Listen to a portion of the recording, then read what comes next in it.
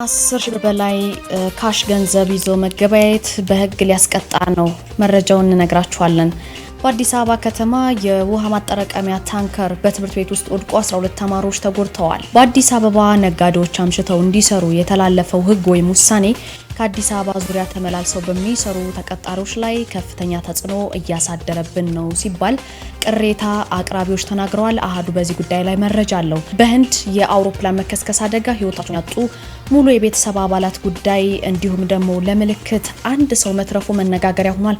እንነግራችኋለን። የእስራኤል ታይቶ የማይታወቅ የተባለውን ጥቃት በኢራን ላይ ሰንዝራለች። በርካታ ንብረቶችም ወድመዋል። በዚህ ጉዳይ ላይ መረጃ እንነግራችኋለን። እንደምን አላችሁ? አሃዱ ኒውስ ኤንድ ፖለቲክስ የዩቲዩብ ቻናላችን ሰዓታችን ጠብቀን ወደ እናንተ ተከስተናል። አብራችሁ ለጥቂት ደቂቃዎች እንድትዘልቁ በአክብሮት ነው የምንጠይቃችሁ።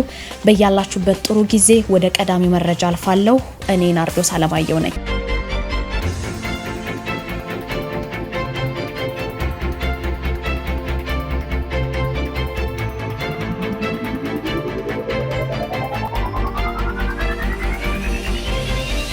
በግብይት ወቅት ከ10 ሺህ ብር በላይ ጥሬ ገንዘብን መጠቀም ለከፋዩ በውጭነት ለተቀባዩ ደግሞ አስተዳደራዊ ቅጣት እንዲጣልበት ያደርጋል ተብሏል።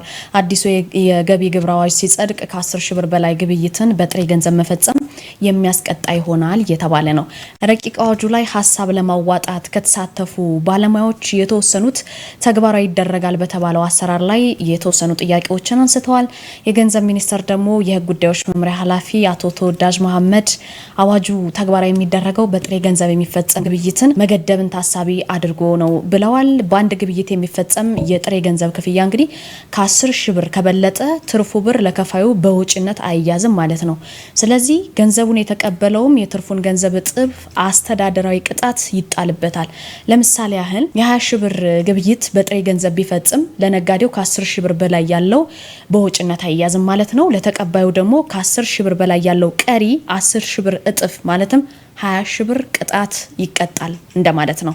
በረቂቅ አዋጁ ላይ የተሳተፉ በጥሬ ገንዘብ ግብይት እንዲፈጸም ምክንያት የሚሆነውን በንግድ ስርዓት ውስጥ ያለውን ችግር መፍታት የተሻለ አማራጭ ሊሆን እንደሚችልና በሌሎች መመሪያዎችና የጥሬ ገንዘብ ግብይት ስለሚፈቅድ አዋጁ የተናበበ እንዲሆን ተጠይቋል። የገንዘብ ሚኒስቴር ባሰናዳው ረቂቅ አዋጅ መሰረት እንግዲህ ከ10 ሺህ ብር በላይ በጥሬ ገንዘብ ግብይት እንዳይፈጸም የሚጣለው ግዴታ በመንግስት መስሪያ ቤቶች፣ በመንግስት የልማት ድርጅቶች፣ በባንኮች፣ በማይክሮ ፋይናንስ ድርጅቶች ላይ ተፈጻሚ አይሆንም ነው የተባለው።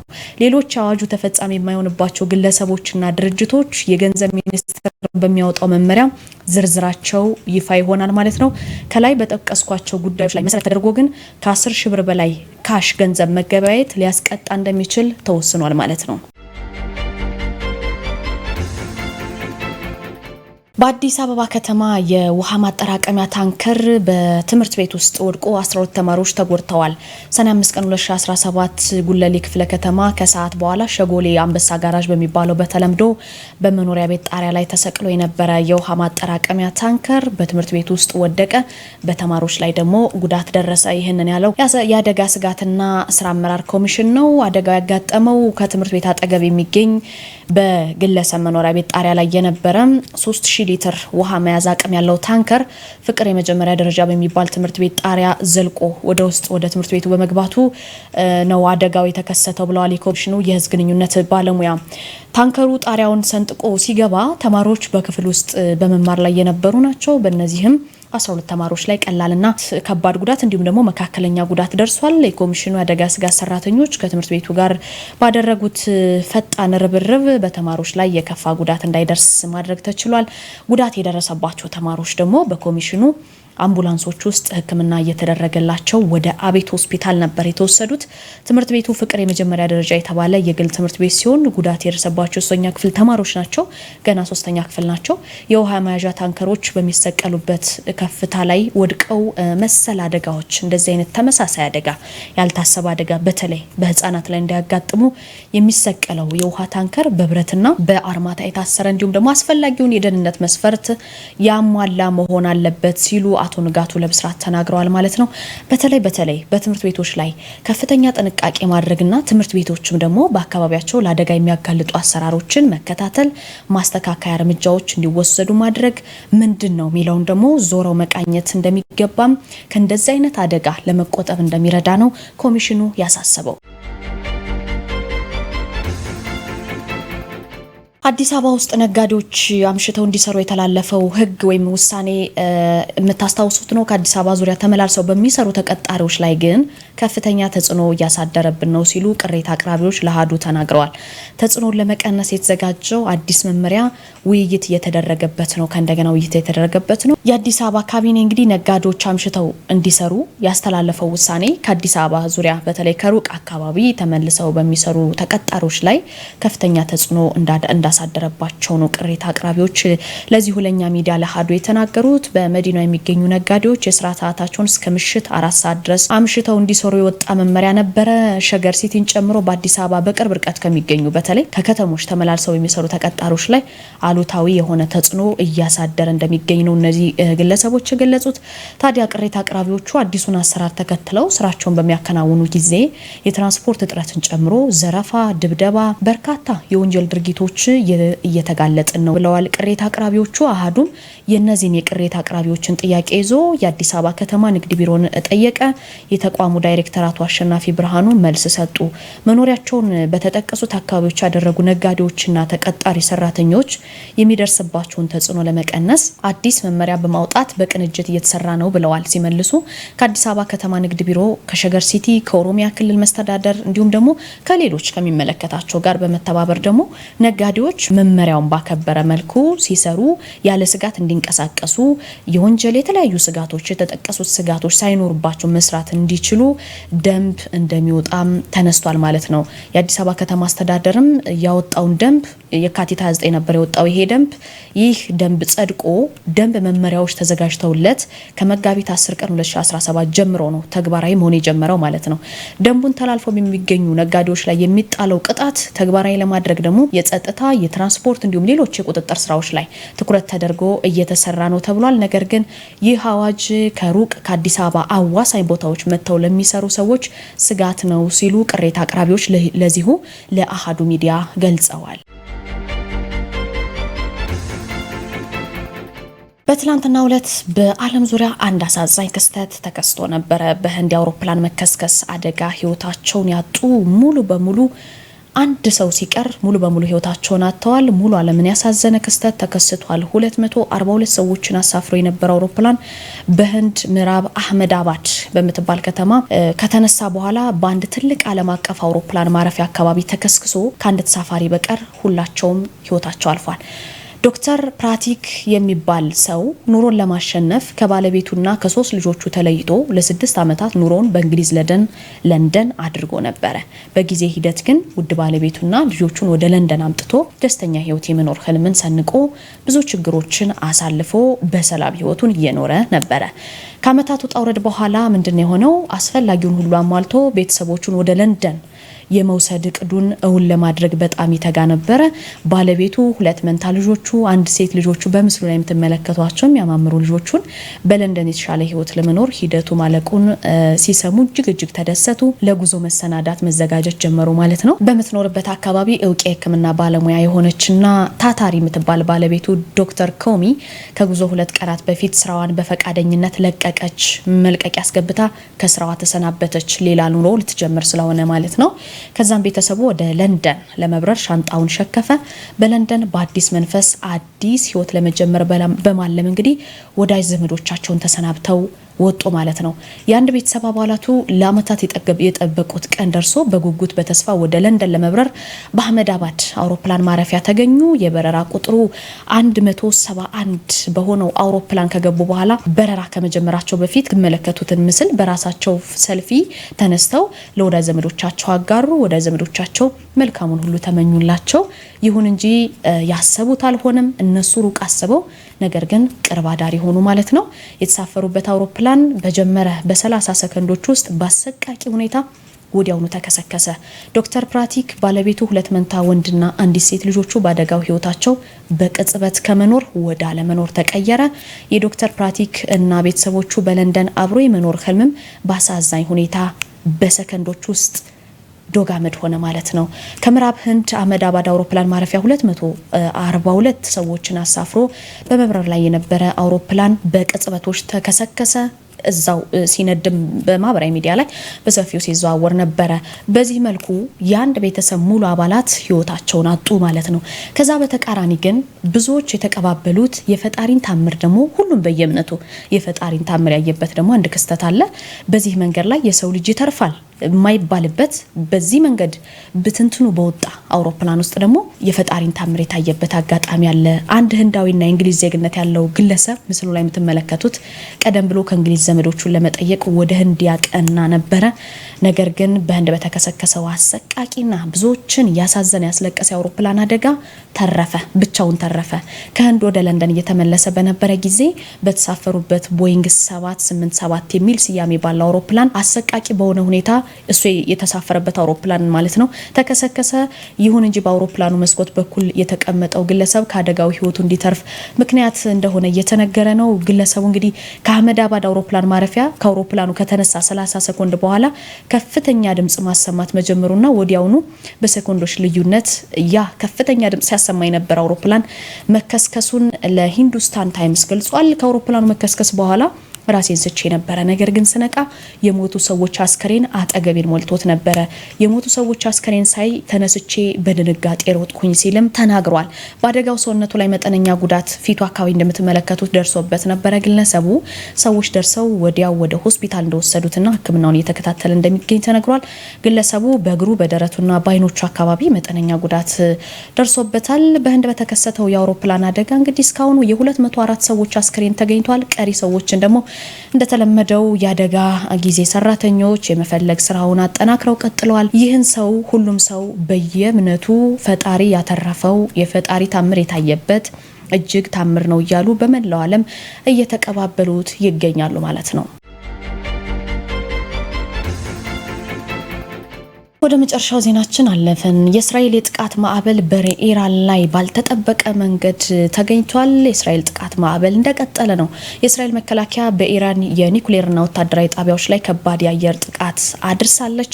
ኢራንም የእስራኤልን ጥቃት ተከትሎ የአየር ክልሏን ሙሉ በሙሉ መዝጋቷን ያስታወቀችው የእስራኤሉ ጠቅላይ ሚኒስትር ቤንያሚን ኔታንያሁ ደግሞ እንዳስፈላጊነቱ ጥቃቱን እንቀጥላለን፣ እስራኤል በ6 የኢራን አካባቢዎች ላይ የተቀናጀ ጥቃትንም ሰንዝራለች። ይህ የሀገሪቱ መሪ እንዳስፈላጊነቱ ጥቃቱ ይቀጥላል ብለዋል። በ10 ሺዎች የሚቆጠሩ ወታደሮቿንም አንቀሳቅሳለች። አሁን አስፈሪው ከኢራን በኩል ከባድ አጸፋ በአሜሪካና በእስራኤል ላይ እንደሚፈጸም እየተነገረ ነው። በርካታ የዓለም ሚዲያዎች እየዘገቡት ነው። ታይቶ የማይታወቅ እጅግ ከባድ ጥቃት ነው የፈጸመችው እየተባለ ይገኛል። እስራኤል ኢራን ላይ ታይቶ የማይታወቀውን ጥቃት መሰንዘሯ መነጋገሪያ ሆኗል ማለት ነው። ጠቅላይ ሚኒስትር ቤንያሚን ገና ለብዙ ቀናት የሚቆይ ጥቃት ነው ሲሉ በኩራት ተናግረዋል። ምን ከባድ ጥቃት ሰነዘረች ሲባል ወታደራዊ መሪዎች ተገለዋል። የኢራን አብዮታዊ ጥበቃ ዋና አዛዥ ጄኔራል ሁሴን ሳላሚ በጥቃቱ ተገድሏል። ከሀገሪቱ ሀያላን ሰዎች መካከል አንዱ ነበር ይህ ሰው። ይህ ጥቃት የኢራን ከፍተኛ ወታደራዊ መኮንን የነበሩትን ሜጀር ጄኔራል መሐመድ ባግሪን ገድሏል። የኒኩሌር ኢላማዎችን ስናይ ደግሞ ኔታንያሁ ራይዚንግ ላየን ወይም ኦፕሬሽን የኢራን ዋና ማበልጸጊያ ተቋም የሚባለውን የኒኩሌር ሳይንቲስቶችን እንዲሁም ደግሞ የኢራን የባላስቲክ ሚሳይሎች ፕሮግራም እምብርት ነው የተባለውን በስፋት ደብድቦታል ማለት ነው። 6 የኒኩሌር ሳይንቲስቶችም ተገድለዋል በዚህ ጥቃት። የኢራን ዋና የኒኩሌር ማበልጸጊያ ተቋምም እስራኤል ባደረሰችው ጥቃት ኃይለኛ ጉዳትን አስተናግዷል። እንግዲህ በዚህ መልኩ እስራኤል ከባድ የሚባለውን ጥቃት በትላንትናው ዕለት ፈጽማለች። በርካታ የሚባል ንብረት ከመውደሙ ባሻገር ደግሞ የተማሩ ሳይንቲስቶችም የዚህ ጥቃት ሰለባ ሆነው ህይወታቸው አልፏል ማለት ነው።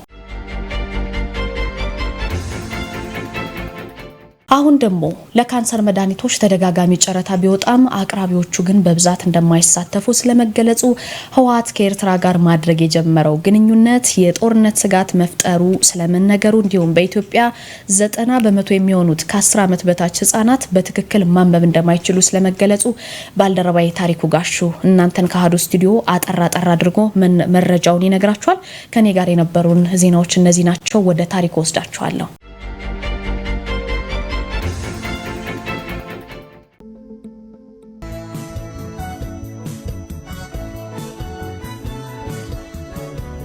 ለሀገር የቆምነው በትውልድ ቅብብሎሽ ነው።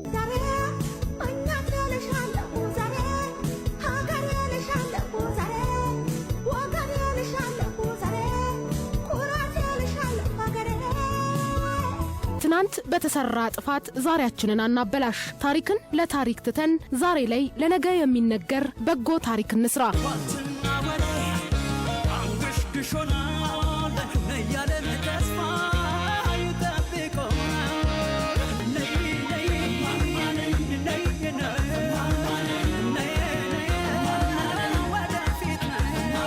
አያቶቻችን ያቆዩልንን ታሪካዊ ሀገር ስንረከብ ጥሩን የማስቀጠል መጥፎን የማስቆም ኃላፊነት ይዘን ነው።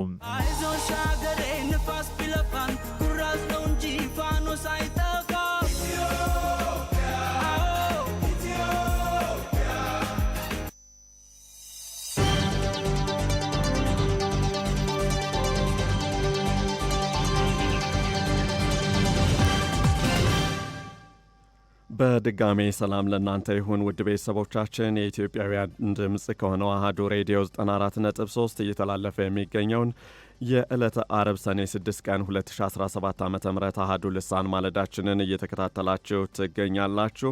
ሶስተኛው ምዕራፋችን እነሆ ተጀምሯል። በሶስተኛው ምዕራፍ ቆይታችንም አንኳር ዘገባዎች፣ አሃዱ አጀንዳ፣ ዓለም አቀፍ ትንታኔና ኢትዮጵያዊ ስንክሳር የተሰኙ ዝግጅቶቻችን የተመደበላቸውን የአየር ሰዓት እየጠበቁ ወደ እናንተ ውድ ቤተሰቦቻችን ይቀርባሉ።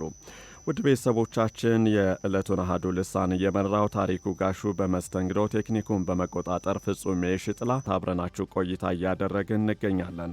አብራችሁን ስለምትቆዩ ከወዲሁ በማመስገን ወደ ሰዓቱ አንኳር ዘገባዎች እናልፋለን። የሀገር ውስጥ አንኳር ዘገባዎቹን በማስቀደም እንጀምራለን። ህወሓት ከኤርትራ ጋር ማድረግ የጀመረው ግንኙነት የጦርነት ስጋት መፍጠሩ ተገለጸ። ህወሓት ከኤርትራ ጋር ማድረግ የጀመረው ግንኙነት የጦርነት ስጋት መፍጠሩን በቅርቡ ምስረታውን ያደረገውና የቀድሞው የህወሓት ከፍተኛ አመራሮችን የያዘው ዲሞክራሲያዊ ስምረት ትግራይ ወይም ስምረት ፓርቲ የሚዲያና ኮሚኒኬሽን ዋና ኮሚቴ አባል የሆኑት አቶ ጣዕመ አራደ ከአሃዱ መድረክ ጋር በነበራቸው ቆይታ ገልጸዋል። የኢትዮጵያ ብሔራዊ ምርጫ ቦርድ ህዝባዊ ወያኔ ሓርነት ትግራይ ወይም ህወሓት ከግንቦት 5 2017 ዓ.ም ጀምሮ ከፖለቲካ ፓርቲነት መሰረዙን መግለጹ ይታወቃል። ይህንና ተያያዥ ጉዳዮችን ተከትሎም በህወሓት አመራሮች መካከል ሰፊ የሆነ ልዩነት የተፈጠረ ሲሆን ከሰሞኑ የጦር መሪዎች የራሳቸውን ሰራዊት ማደራጀታቸው ሲነገር፣ በሌላ በኩል ህወሓት በራሱ ከኤርትራ መንግስት ወይም ሻዕቢያ ጋር ግንኙነት እያደረገ መሆኑ እየተገለጸ ይገኛል። በዚህም ህወሓት ከፌዴራል መንግስቱ ስልጣን ባለማግኘቱ ከኤርትራ ጋር ያለውን ግንኙነት እንደ አማራጭ እየተጠቀመው ነው ያሉት አቶ ጣዕመ ህወሓት ከኤርትራ መንግስት ጋር እያደረገ ያለው ግንኙነት የጦርነት ስጋት መሆኑን ተናግረዋል። ንግግር የተጀመረው ከኤርትራ መንግስት ጋር ነው የሚሉት አቶ ጣዕመ አሁን በሚደረገው ድርድር እርስ በርስ መወቃቀሱን በመተውና በአንድነት በመስራት የህወሓት ሰራዊትን ለኤርትራ ወይም ሻዕቢያ አስረክበው እንዲመራ ማድረግ ነው ሲሉ ገልጸዋል።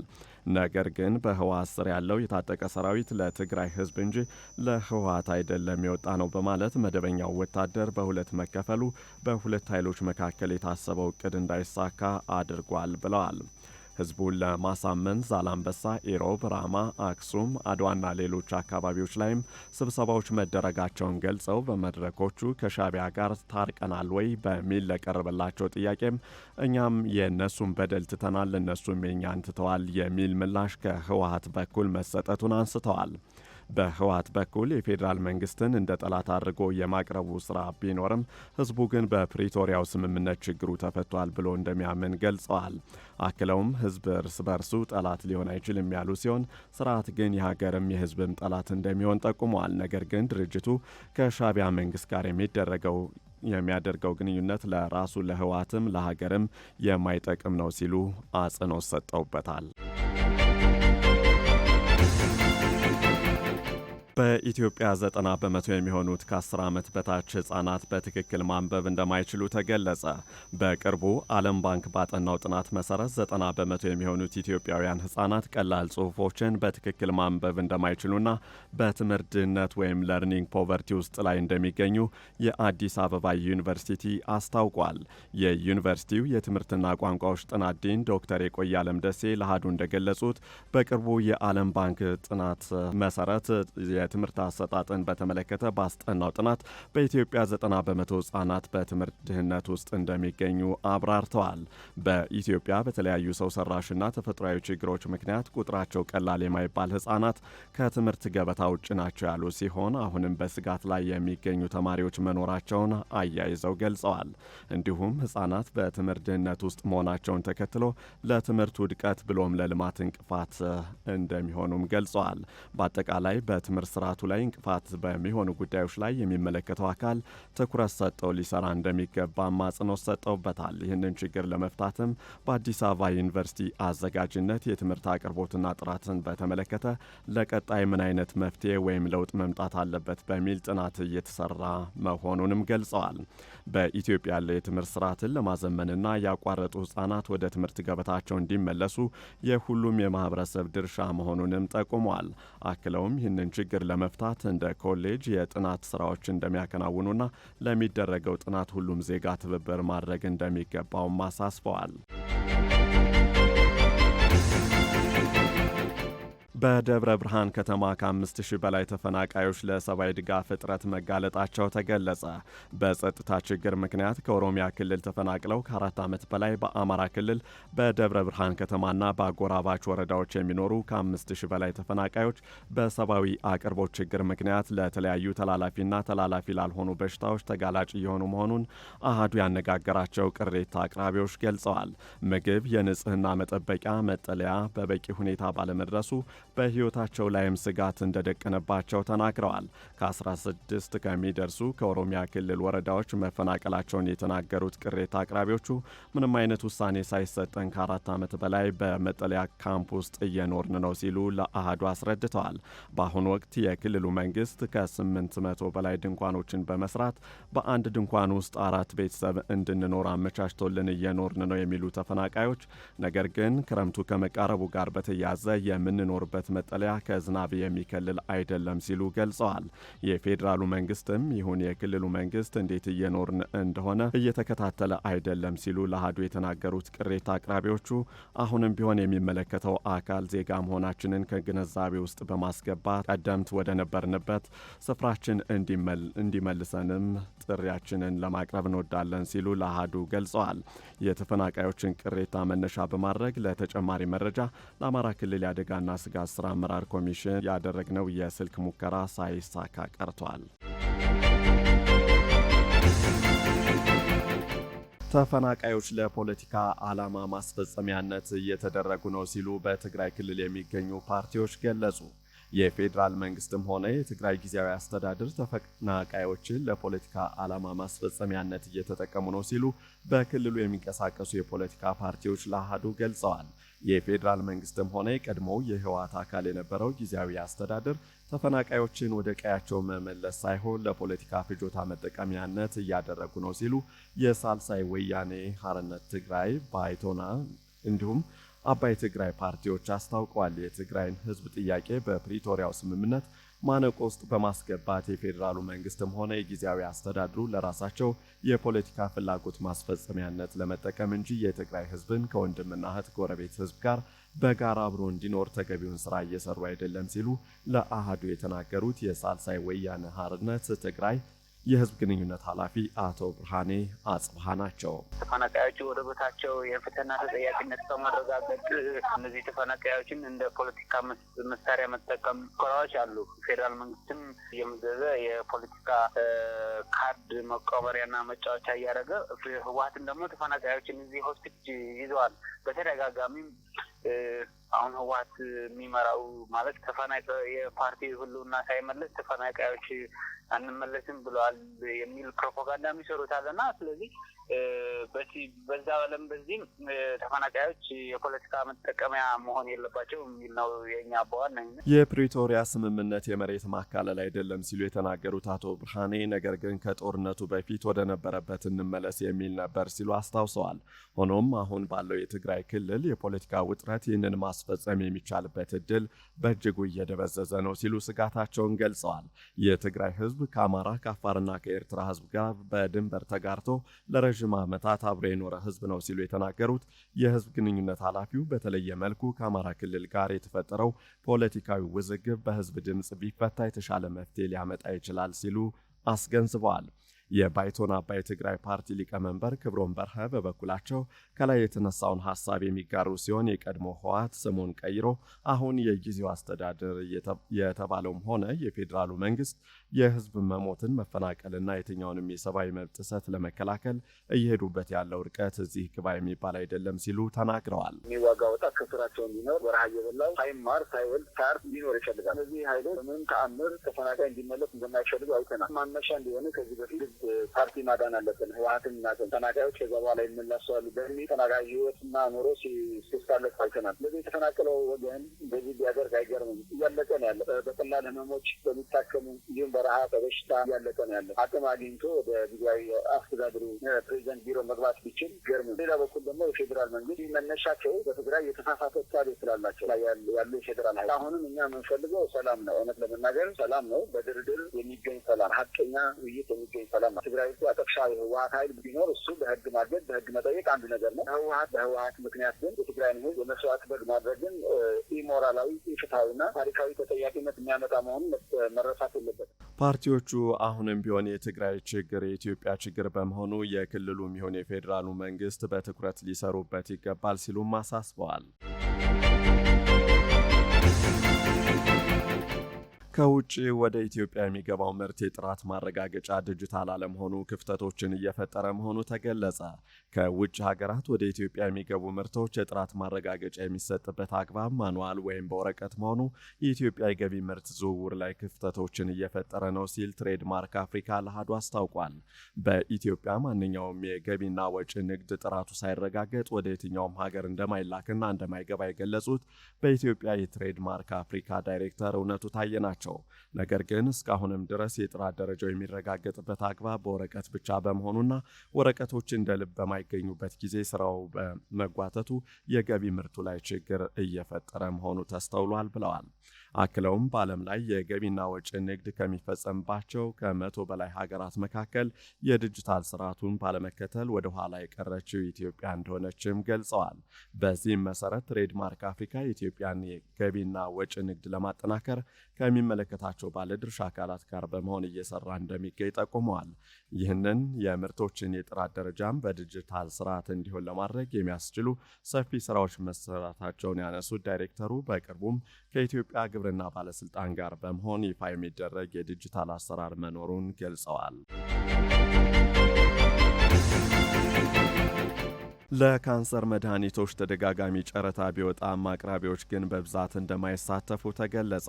ሕጉን መሰረት ያደረገ ለካንሰር መድኃኒቶች ተደጋጋሚ ጨረታ የሚወጣ ቢሆንም ስራው አዋጪ ሆኖ ባለመገኘቱ የመድኃኒት አቅራቢዎቹ ተሳታፊ እንደማይሆኑ የኢትዮጵያ መድኃኒት አቅራቢ አገልግሎት አስታውቋል። ለካንሰር በሽታ 54 አይነት መድኃኒቶች እንደሚቀርቡ የገለጹት የአገልግሎት ዋና ዳይሬክተር ዶክተር አብዱል ቃድር ገልገሎ ከነዚህም ውስጥ በኢትዮጵያ በተጠናው ጥናት መሰረት አንዳንድ መድኃኒቶች በጣም ውስን ህመምተኛ ብቻ ያላቸው ናቸው ብለዋል። በዚህም ምክንያት ህመምተኞች ለመድኃኒት እጦት እንደሚጋለጡና ህመምተኞችና ምርቱ አነስተኛ ሲሆን ለስራቸው አዋጭ ባለመሆኑ አገልግሎቱም መድኃኒቶችን የሚረከብ አቅራቢ ለማግኘት እንደሚቸገር አስታውቀዋል።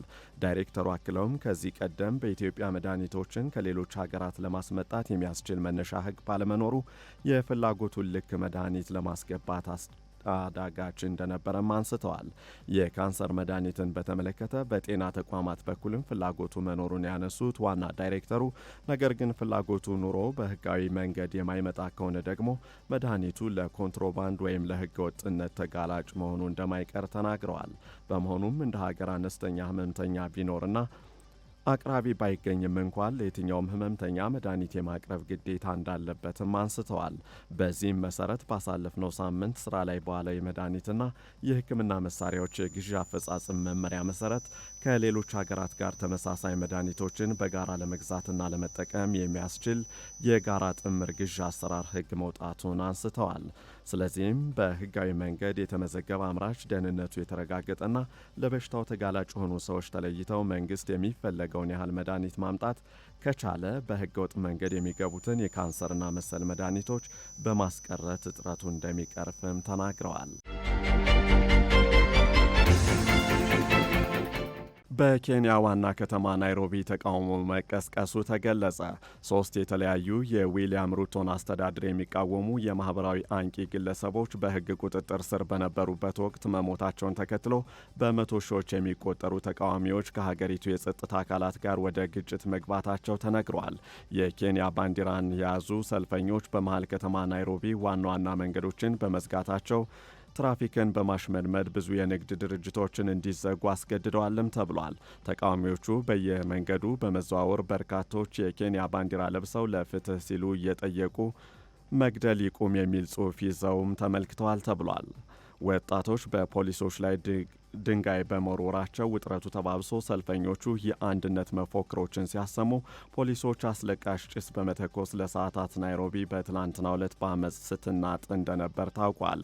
ተቃዋሚዎቹ በአንድ ከፍተኛ የመንግስት የጸጥታ መኮንን ላይ ትችት እየሰነዘሩ ሲሆን ከስልጣን እንዲወርዱም ጠይቀዋል። የሀገሪቱ ባለስልጣናት ከግድያው ጋር ግንኙነት ያላቸው በርካታ የጸጥታ አካላትን ከስራ አግደዋልም ነው የተባለው። ዘገባው የአናዶሉ ነው።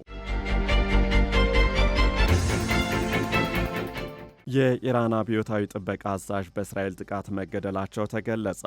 የኢራን ከፍተኛ እስላማዊ አብዮታዊ ጥበቃ ጓድ አዛዥ ሜጀር ጀነራል ሆሴን ሳላሚ በእስራኤል የአየር ጥቃት በቴህራን ተገድለዋል ተብሏል። የእስራኤል የአየር ኃይል በኢራን የኒውክሌርና ወታደራዊ ኢላማዎች ላይ ተከታታይ ጥቃቶችን በትላንትናው ዕለት የፈጸመ ሲሆን በናታንዝ የሚገኘውን ኢራን የኒውክሌር ማበልጸጊያ ተቋምን ከጥቅም ውጭ አድርጓል ተብሏል። ጠቅላይ ሚኒስትር ቤንያሚን ኔታንያሁ እንዳሉት እርምጃው ኢራን የኒውክሌር ጦር መሳሪያ እንዳትታጠቅ ለማድረግ ያለመ ነው ሲሉም አቋማቸውን ተናግረዋል። በሌላ በኩል የኢራን ባለስልጣናት ስለደረሰው ጉዳት የሰጡት ዝርዝር መግለጫ የለም። ዘገባው የአርቲ ኒውስ ነው። የማሊ ወታደራዊ መንግስት ለቀጣይ 5 ዓመት በስልጣን ላይ የሚቆየውን የህግ ማዕቀፍ አጽድቋል። የማሊ መንግስት የሽግግር ቻርተርን የሚያሻሽል ረቂቅ አዋጅ ያጸደቀ ሲሆን ይህም ፕሬዝደንት ጀነራል አስሚ ጎይታ ከ2025 ጀምሮ ለቀጣይ የ5 ዓመት የስልጣን ዘመን እንዲቀጥሉ የሚፈቅድ የህግ ማዕቀፍ መሆኑ ተገልጿል። እንደ አውሮፓውያን አቆጣጠር በ2021 በተካሄደው ብሔራዊ ኮንፈረንስ ምርጫ ከማዘጋጀት በፊት ለፖለቲካዊና ተቋማዊ ማሻሻያዎች ቅድሚያ እንዲሰጥ የሚል ምክረ ሀሳብ መደረጉ የሚታወስ ሲሆን ይህ ረቂቅ በሚኒስትሮች ምክር ቤት ባለፈው ረቡዕ ጸድቋል። የሽግግሩ ሂደትና የሙሉ ሉዓላዊነት ትግል ከተጀመረበት ጊዜ ጀምሮ በህዝቡ ጥያቄ ማሊ ፈተናዎች እያጋጠሟት ነው። አንዳንዶቹም በውጭ ደጋፊዎች የተደገፉ ናቸው ተብሏል። መግለጫው እንደጠቆመው ከብሔራዊ ጥረቶች በተጨማሪ ማሊ፣ ቡርኪና ፋሶና ኒጀር ተመሳሳይ ችግሮች እያጋጠሟቸው ያሉ ሀገሮች ሲሆኑ በአውሮፓውያኑ 2023 የሳህል ግዛቶች ጥምረትን የፈጠረው የሊፕታኮ ጎርማ ቻርተር ከጸደቀ በኋላ የሳህል ግዛቶችን ኮንፌዴሬሽን ባሳለፍነው የአውሮፓውያኑ 2024 ማቋቋማቸው ይታወሳል። ዘገባው የአናዶሉ ነው። ሩሲያ ከዩክሬን ጋር እያካሄደች ባለው ጦርነት 80 ሺህ የአየር ጥቃቶችን መፈጸሟ ተገለጸ። ሞስኮ ከ3 ዓመታት በላይ ከዩክሬን ጋር እያካሄደችው ባለው ጦርነት 80 ሺህ የአየር ጥቃቶችን በኪቭ ላይ መፈጸሟ የተገለጸ ሲሆን በዚህ ጥቃትም 7500 የሚሆኑት እጅግ ዘመናዊ የጦር መሳሪያዎች ነበሩ ሲሉ ቭላዲሚር ፑቲን አስታውቀዋል። አክለውም የአየር ጥቃቶችን በሚቀጥሉት 10 ዓመታት በፍጥነት እናሳድጋለን ሲሉም ተናግረዋል። የሩሲያ መከላከያ ሚኒስቴር ባወጣው የቅርብ ጊዜ መረጃ መሰረት ከ63 ሺህ የሚበልጡ የዩክሬን ዩኤቪዎች በጦርነቱ መውደማቸውን አስነብቧል። ነገር ግን በዚህ ጦርነት በዩክሬን በውል የማይታወቁ የሩሲያ ሰው አልባ አውሮፕላኖች ተመተው መውደቃቸው አይዘነጋም። ዘገባው የአርቲ ኒውስ ነው። ለሰጣችሁን ጊዜ ከልብ አድርገን እናመሰግናለን። አሃዱ ኒውስ ኤንድ ፖለቲክስን ስለምትከታተሉ ምስጋናችን ይድረሳችሁ። በያላችሁበት ቀሪ ጊዜያችሁ ደስ የሚል ይሆንላችሁ።